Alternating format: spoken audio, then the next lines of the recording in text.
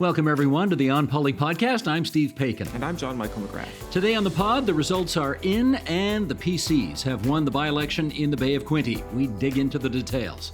Ontario has released its public accounts, so we'll get into the weeds about the province's revenues and expenses. Oh, we love the weeds. We love the weeds, don't we? Where we live. Yeah. Speaking of expenses, Ontario's fiscal watchdog will probe the province's recent expansion of alcohol sales, if they can receive the information they need. And in your column, my column, I'll focus on the costs of wind power in Ontario. And my column focuses on something a long way from Queen's Park, but has engulfed the legislature and so many other places in our world these days. Anti-Semitism. It's Friday, September 20th, 2024, so let's get to it.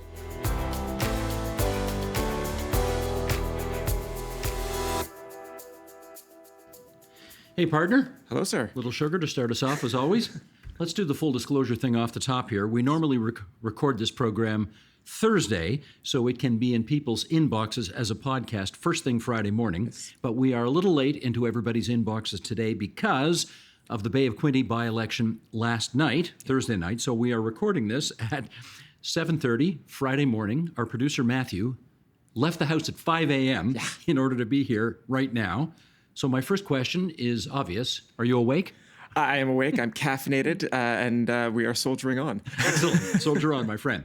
People watching this on television or on YouTube will also notice that the studio looks a little bit different. This is where Sheldon takes a wide shot of the studio to show the two of us. There we go. See, a little different here. They're doing some maintenance on our old set, so we are here at the sort of, I guess you call it the agenda table. Indeed. And I think it looks not bad, actually. Yeah, not bad at all. Yeah, so that's something else. Now, I learned something about, we're going to talk the by-election, and I learned something about this riding that I did not know until just this week. What would you call the riding we're about to look at? The Bay of Quinte. Right, that's what I would call it too. But if you live there, it's called the Bay of Quinte. Okay. They don't really pronounce the T. So, this is the decision we have to make now. We are 2 hours west of the Bay of Quinte. Yeah. Should we pronounce it like the Torontonians we are and say Bay of Quinte, or should we try and ingratiate ourselves with the people of Prince Edward County and environs and say Bay of Quinte? In an era where cultural appropriation is such a concern, I think I'm just going to stick to Bay of Quinte. Good for you. Just, That's a great stick answer. to that. That is a great answer. Well done. Okay. And one last thing before we start here. As you can tell, I'm repping my Hamilton Tiger Cat stuff today because they play the Toronto Argonauts tonight at BMO Field. I've got my lucky T-shirt on. I've got my lucky watch on. I've got the lucky socks on. I'm not going to show you my underwear, but it's lucky as well. The Cats still have a minuscule chance of making the playoffs this year, but they have to get past the Boatmen tonight, so I'm not leaving anything to... Well, I guess I am leaving everything to chance by putting all my lucky stuff on. I don't know if it'll have an impact, but Oski wee wee. There we go. There's no hope left for the Blue Jays this season, so whatever residual sports hope I have left, I will give to you and the Ticats. I will take it. I will take it. You don't leave any stone unturned at this point of the season, and with that, let's get on to issue one. Well, the results are in, and the Progressive Conservatives have held the Bay of Quinte seat. Okay, JMM, let's get the numbers. Yeah, absolutely. So the Progressive Conservatives held the riding that was vacated by Todd Smith earlier this summer. Tyler Alsop, the Belleville City Councillor, will be the new MPP for the riding. With a bit less than 40% of the vote, I believe it was 38% and a bit. Liberal candidate Sean Kelly put up a respectable 33%. So the margin of victory was about 2,000 votes. Amanda Robertson for the NDP came in with 23%, and the Green Party's Laurie Borthwick came in with a bit over 3%. Turnout was under 40%, which is admittedly not great, but compared to other by-elections we've seen, it's also not terrible, and I'm choosing to look on the bright side Good, here. yeah, do it. Now, just for fun, those were the results last night. Just for fun, let's put up the numbers from the 2022 general election. And in that general election, when Todd Smith was the MPP, former sitting member, the Progressive Conservative Party came in with 49%, much stronger. The New Democrats were actually in second place last time with 21%. The Liberals in third. They'd had a second consecutive not great election at 18%, and the Greens were a little higher at 6%. What do you make of the differences there? Well, so we've seen province-wide in the polling that the Liberals have brought their numbers up. They are now pretty consistently in a second place position ahead of the NDP. And I think you're seeing that reflected in these results from Bay of Quinte. If there's no big change in the province-wide numbers between now and the next election, whenever that is, I think the kinds of results that we saw in Bay of Quinte are the kind of results you would see in, frankly, a lot of seats where the Liberals and the NDP combined have more support than the Progressive Conservative candidate, though neither of them have enough on their own to actually win the seat. Now, this is where I jump in and say yes, but, because I've written a couple of columns about the fact that the Liberals, New Democrats, and Greens seem to be splitting the anti-Tory vote, and as a result, that's exactly what the Tories want, and they'll sweep right back in if that happens. This is one of those ridings, Bay of Quinte, where you can't do that, because the alternative for Liberal voters is not New Democrats. The alternative for Liberal voters is Conservatives. This is one of these ridings where you have Liberal-Tory switchers. So the notion that you can take that idea, apply it to the Bay of Quinte, and therefore, if only you could combine all the opposition votes, you'd win, it doesn't work there. It will work in other areas, but it wouldn't work there. So the theory doesn't work there. Yeah, although I would say, it's a more plausible explanation would be depressing the NDP vote and having NDP voters switch to the Liberals. That would be the kind of thing that you might see. That is a possibility, indeed. Now, let's talk about the Liberal candidate for a moment. Sean Kelly, city councillor in Belleville, gave the Liberals their best performance in the riding since it was created in 2014. In both the 18 and 22 elections, it was the NDP, not the Liberals in second place. So the Liberals have got to be feeling, I guess, pretty good about that. Yeah, I think so. Todd Smith first won the previous riding of Prince Edward Hastings in 2011. He was one of many progressive conservatives who unseated Liberals throughout Ontario outside of the GTA and Ottawa. The 2011 election really wiped out the Liberal Party in large parts of the province that they still haven't fully recovered from, I mean, at least based on last night's results. That said, if the Liberals can take any sort of consolation from these results, it's that they seem to be competitive in Bay of Quinte, right? Like a 5-point margin is better than they have done in multiple election cycles. They are competitive in a place where they frankly haven't been in a very long time. Now, the Liberal spin today is, given the results of last night, we, the Liberals, are obviously the alternative to the government now, and we are the government in waiting. Okay, that's their spin. The New Democrats will say, well, this is just sort of water finding its traditional level in Prince Edward County, and therefore let's not get too excited. The Liberals are no doubt claiming a moral victory today because they only lost by 5 points instead of by whatever it was last time, a lot more than that. There's another expression in politics for winning a moral victory. Do you know what it's called? What's that? It's called a loss. Yes. And I don't want to rain on anybody's parade, but the reality is, at the end of the day, the conservative guy is going to claim his seat. A win is a win is a win, and he won. So there we go. Now, we should also look at some numbers here from Maru Public Opinion Polling, which showed that despite the Premier's popularity in some quarters, a whole lot of people, particularly in Toronto, don't want him back. What have you got? Yeah, this was an interesting poll because it was focused on big cities across Canada. And in Toronto, 55% of those polled said the Premier was doing a bad job. 6 in 10 say it's time for a change. Probably not a deep concern for Doug Ford in his own riding, but there are a lot of other Tories in Toronto who might be wondering about how secure their seats are with numbers like that. Now, as we say, this is a poll about people in Toronto. It's not necessarily about Peel region, where there are other Tory seats that are in contention. It is not addressing Northern Ontario or Eastern Ontario or other parts of the province. That said, we have another poll, this one from Angus Reid, that this is part of their regular tracking of the popularity of premiers across the country. And this one showed that Doug Ford's approval is unchanged at 31%, making him, I believe, the second least popular premier in the country. That is always so interesting. I follow those Angus Reid polling numbers pretty carefully, and it's always interesting how the Conservatives have been in first place as a party when voters are asked, who's your preference?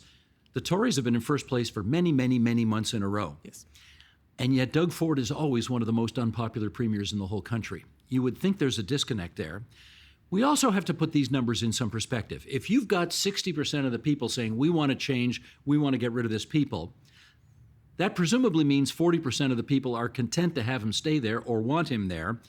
And if you can win 40% of the vote on election day, you know what you call that, right?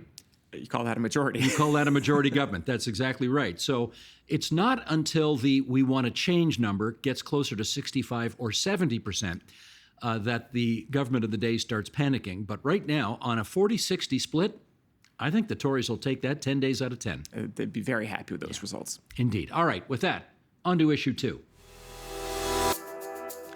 Every year, the province releases its public accounts, which detail Ontario's revenues and expenditures. It is a task that falls to 2 ministers, the Treasurer, Peter Bethlen-Falvey, and the President of the Treasury Board, Caroline Mulrooney. JMM, what did they have to say yesterday? Well, the headline number, of course, is always the province's deficit. Been more deficits in my lifetime than surpluses. Mine too. The province recorded a $600 million deficit, which was well below the forecast of $1.3 billion. Revenues up $13 billion. So a better result than was the forecast. You got to love those numbers if you're the government of the day, for sure. How about on spending? How are things looking? So the government is spending $8.8 billion more on program spending compared to the previous year. Program spending is just all of the money that goes out the door that isn't related to debt service, things that go to, paying teachers and doctors and nurses. Those numbers are higher due to remedies from Bill 124. This was the Protecting a Sustainable Public Sector for Future Generations Act. This, of course, was the law that the government passed with the aim of constraining public sector compensation that courts later found was unconstitutional. So the remedies to Bill 124 will cost more than $6.7 billion over 2 years. We know it'll cost at least that much. Further increases from Bill 124 are actually just going to be baked into the provincial numbers, and we're not going to get those broken out specifically.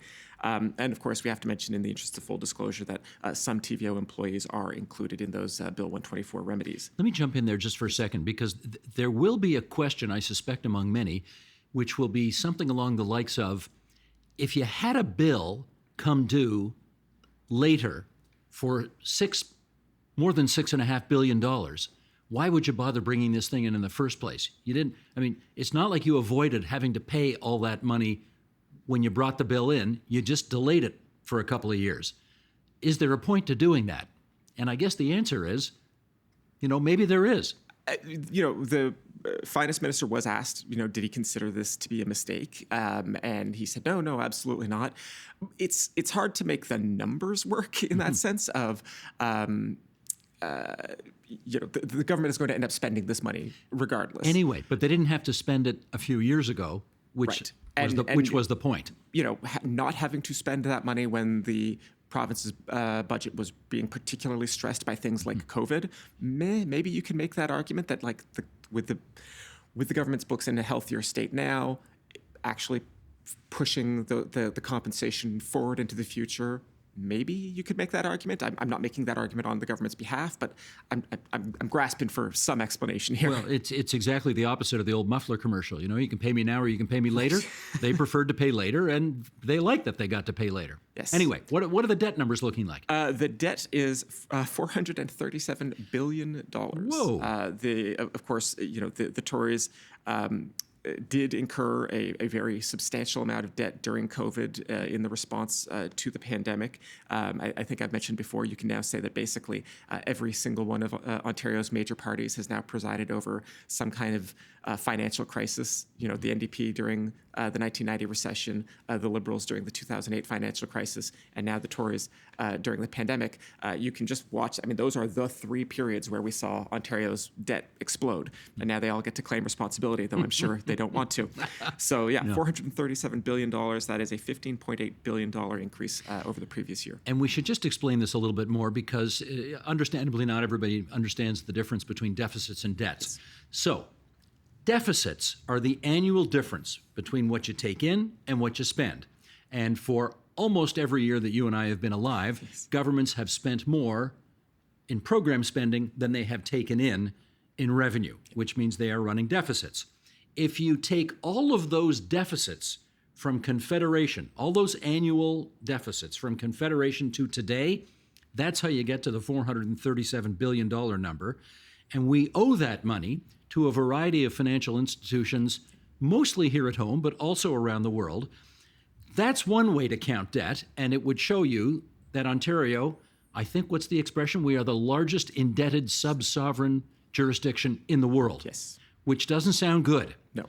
On the other hand, the finance minister says there's a second way of looking at those numbers, and the second way is what percentage of our economy does that debt represent? And if you look at it that way, it's about 37%, which is down from 40%, which is where it was when the Liberals were in power. So the Minister of Finance says, see, we're moving in the right direction on the debt to GDP number. Yes. So, is it a disaster or is it moving in the right direction? Might be both. Well, and I would say, I think most economists, certainly most that I've ever spoken to, would say that the absolute size of the debt is not really the number that you should necessarily be focusing on. It's the debt relative to the government's ability to repay it. And you can compare that to the size of the economy, because of course the government can tax the economy to repay debt when it needs to, or you can look more specifically at the size of the debt relative to government expenditures. There's different ways to look at that. I think no matter how you look at it, in general, certainly over the last, if you could say from 1995, when the Harris government took over, there was a big run-up in debt service as a fraction of the government's spending, and it has generally been in a long downward trend since then, with, again, the exception of the 2008 financial crisis. Where do we live, John Michael? We live in the weeds. We live in the weeds. That's where we are. Let's get out of the weeds for a second here and go on to issue 3. The Financial Accountability Officer will launch a value for money audit into the expansion of alcohol sales in Ontario. That is in response to a request from the Ontario Liberal MPP Stephanie Bowman. The Liberals have called the provincial government's alcohol expansion, we do love this expression, don't we, a $1 billion boozedoggle to describe the plan they claim will cost taxpayers up to $1 billion. The report from the FAO, the Accountability Officer, will be available in early 2025. Let's unpack this. Let's first describe the mission of the FAO. Right. The FAO, the Financial Accountability Office, is an independent office of the legislature. They work for all MPPs, not the government of the day. The Premier cannot fire or dictate to the FAO. The creation of the office was a condition of securing the NDP's support for the Liberal government under Kathleen Wynne.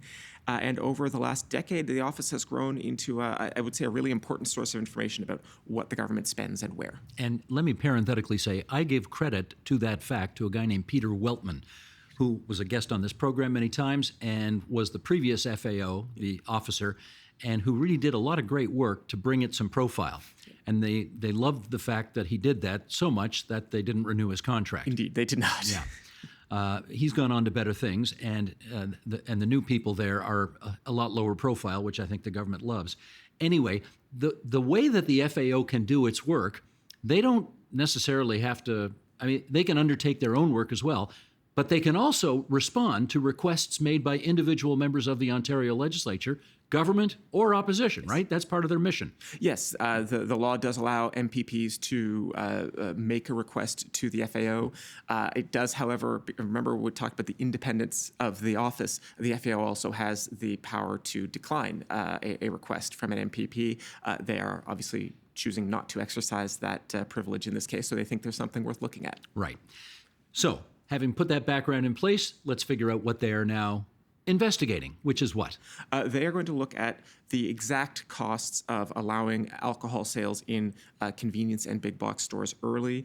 We already know that the government has said that they are paying the beer store $225 million to get out of the master framework agreement a year ahead of the original schedule.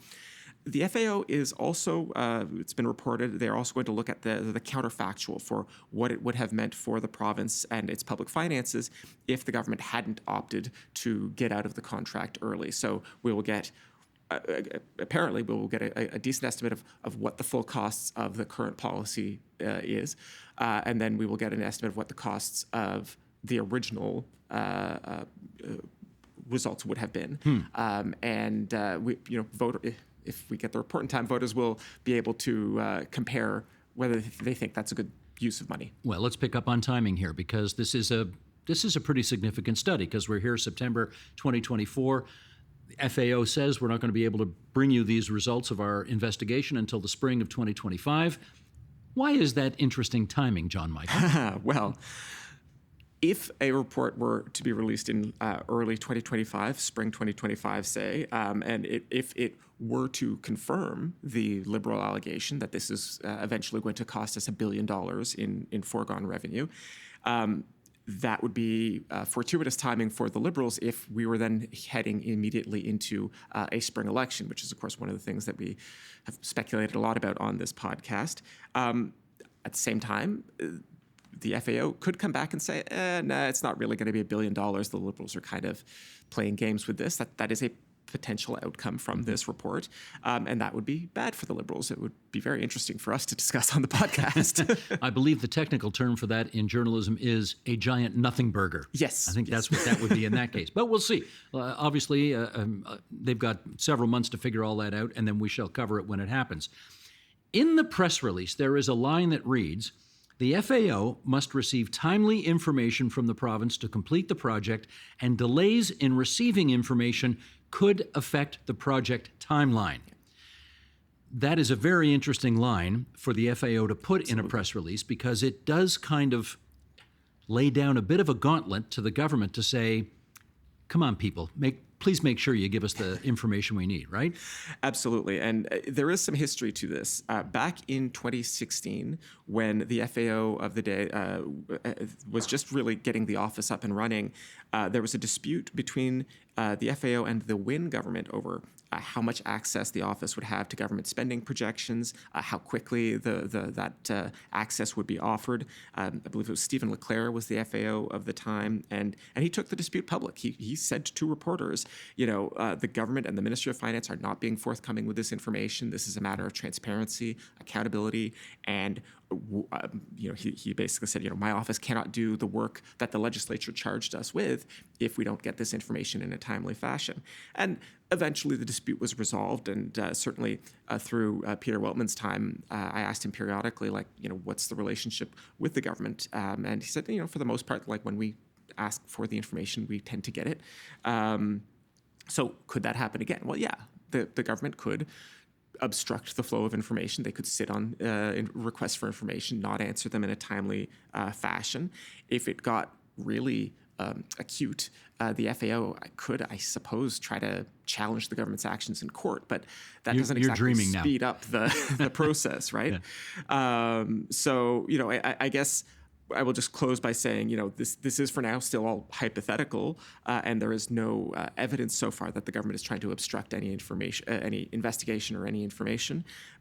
But it is a possibility, and I think judged on that line in that press release, it's a possibility that the office is aware of. The office is aware of it, may be concerned about it, and if we can use another sports analogy, no ragging the puck on this one, Ford government, okay? Let's get them the information they need. And with that, we're on to Your Column, My Column. Okay, you know this feature. It's called Your Column, My Column, in which JMM and I reminisce about the columns that we wrote for the TVO website, tvo.org, this past week. I do hope when we do this, in fact, I know some people, they've told me that they hear us discuss the columns we wrote, and then they actually go to the website and they read more about it. So that's the whole point why we do this. Excellent. So I hope you folks are doing that. Okay, start us off. What do you got? Right. So earlier this week, I wrote about a report from the Macdonald-Laurier Institute about the costs of wind power in Ontario. And MLI, I don't think they would object to me saying that they are generally a right-of-center think tank. So probably not terribly surprising that they are very critical of wind power in Ontario. The author of this particular report, however, is not a terribly conservative guy. He's a nuclear advocate, but he advocates for nuclear from a position of basically like a pro-labor position. Nuclear power in Ontario is very heavily unionized. A lot of the renewable power is not.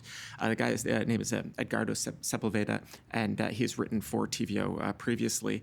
And I found it a very interesting report because he looked at the costs and the benefits of wind power, and he generally finds that wind power, given the rates that we are currently paying for wind electricity in Ontario, wind power is costing us more than it is delivering in utility to the power grid.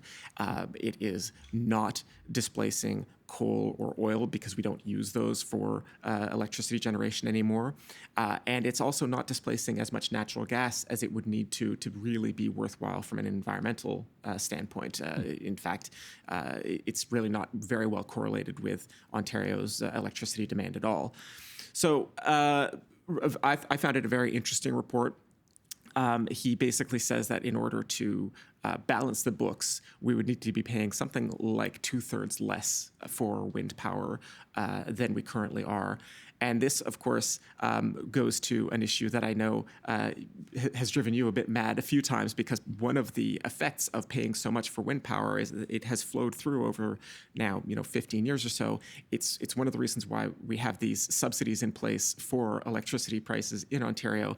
You have written repeatedly at tvO.org about how nuts it is, frankly, that we have this extremely generous subsidy that is available to everyone, regardless of their income. I think it's great public policy that a guy making a six-figure income is having his hydro bill subsidized by the taxpayers of Ontario.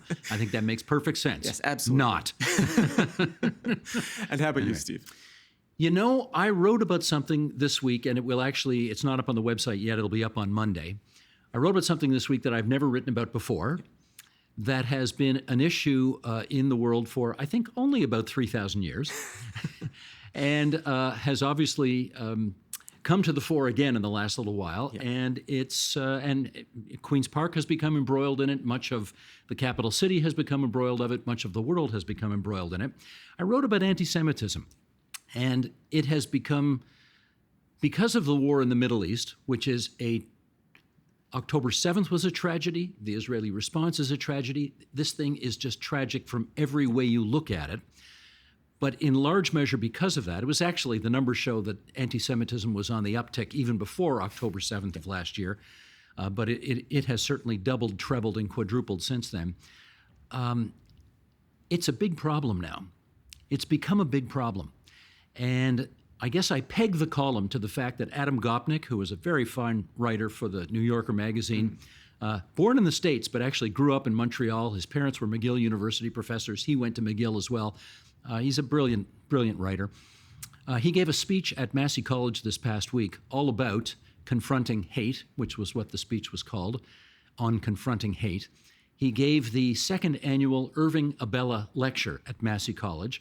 The name may ring a bell. He used to be the head of the Canadian Jewish Congress. He wrote a book called None is Too Many, which was the expression used by a deputy minister of immigration during World War II as to how many Jews who are about to go to their deaths in death camps in Europe can we take as refugees in Canada? And his response was, none is too many. Anyway, that gives you an indication of how anti-Semitism was an issue then.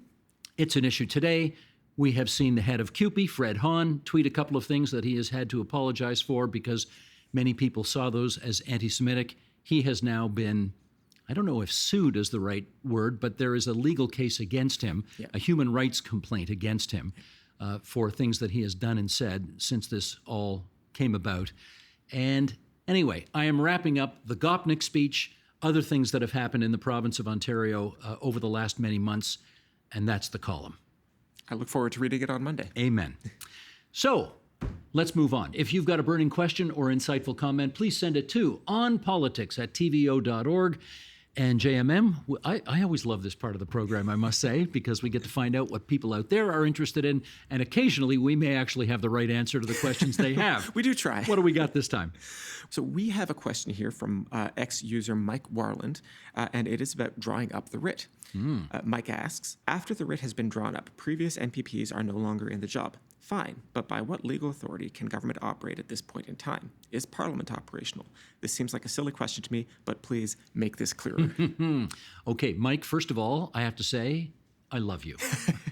Thank you for saying when the writs are drawn up as opposed to when the writs are dropped. The Lieutenant Governor, when an election is called, does not drop writs on the floor. He or she draws them up. So thank you for using the right terminology. We love that. Now, we're going to talk to you about something called the Caretaker Convention. And it requires the government of the day to confine its activities to just what is necessary to keep government going. Nothing controversial. You can't introduce new policies that are out there that other parties in the legislature don't agree with. You've got to keep things just nice and neutral. avoid doing anything that a future government, for example, would not also sign on to. Maybe like starting a war. You wouldn't want the government of the day at Queen's Park to start a war because that would be considered controversial. Yes. So it's the Caretaker Convention. That's how that goes. Yeah, and so the Caretaker Convention is in place when there is no legislature because the government is supposed to be accountable to the legislature. And once the legislature is dissolved, it does not exist.